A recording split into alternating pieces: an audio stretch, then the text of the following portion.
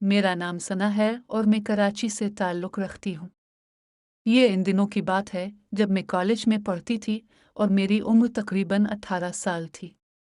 मेरे मामू लाहौर में रहते थे और मैं पढ़ने के लिए उनके पास आई हुई थी। मेरे मामू का नाम शफीक था। मेरी माँ मामी इस दुनिया में नहीं रही थी।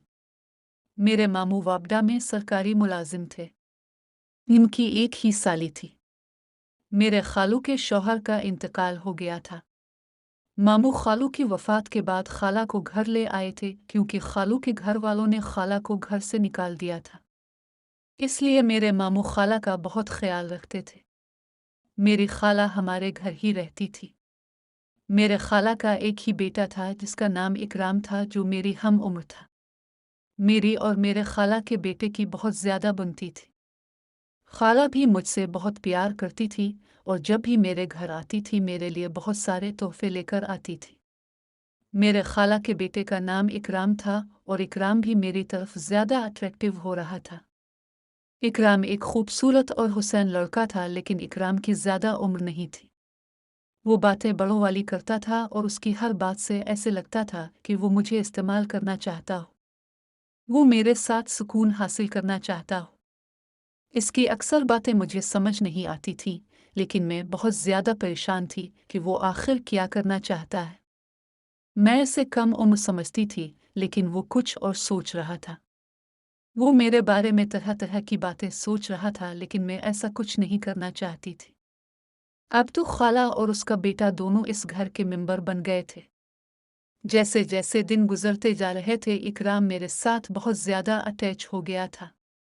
अब वो हर वक्त मेरे कमरे में रहने लगा था और हम दोनों मिलकर खेलते और सबक याद करते थे। घर वाले भी हम पर बिल्कुल शक नहीं करते थे क्योंकि हम दोनों कजिन थे।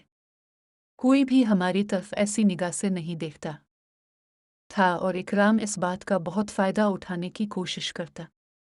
इकराम को जब भी मौका मिलता वो मेरे साथ अजीब सी बातें करने लग जाता। पहले तो मैं इकराम की बातों पर गुस्सा करती थी, लेकिन जैसे जैसे दिन गुजरते गए पता नहीं क्यों मुझे इकराम की बातें अच्छी लगने लगी।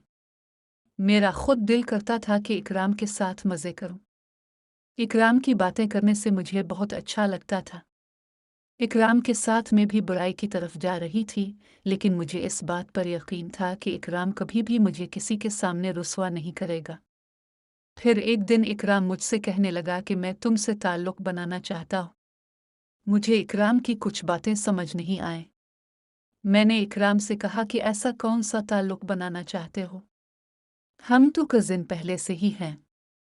इकराम मुझसे कहने लगा, नहीं, मैं इस ताल्लुक़ की बात नहीं कर रहा। मैं बच्ची भी नहीं थी। मुझे इकराम की सारी बातें समझ आ रही थी क्योंकि मेरा भी दिल करता था कि इकराम मेरे साथ कुछ करे। इकराम मुझसे 1 साल छोटा था, लेकिन इसकी बातें बड़ों वाली थीं। ऐसा लगता था कि इकराम पहले से ही इस काम में एक्सपर्ट हो। मैं पहले से भी बहुत ज़्यादा खूबसूरत लग रही थी। इकराम भी मेरे हसन पर फ़िदा हो रहा था। वो हर वक्त मुझे हासिल करने की ज़िद करता। जब भी मुझे देखता तो देखता ही रह जाता।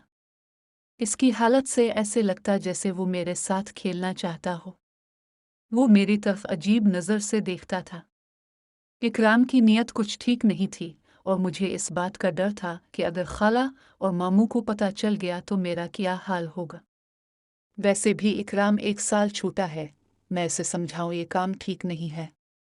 एक दो मर्तबा मैंने इकराम को प्यार से समझाने की बहुत कोशिश की, लेकिन वो अपनी ज़िद पर था कि मैं तुम्हें हर कीमत पर हासिल करके रहूँगा।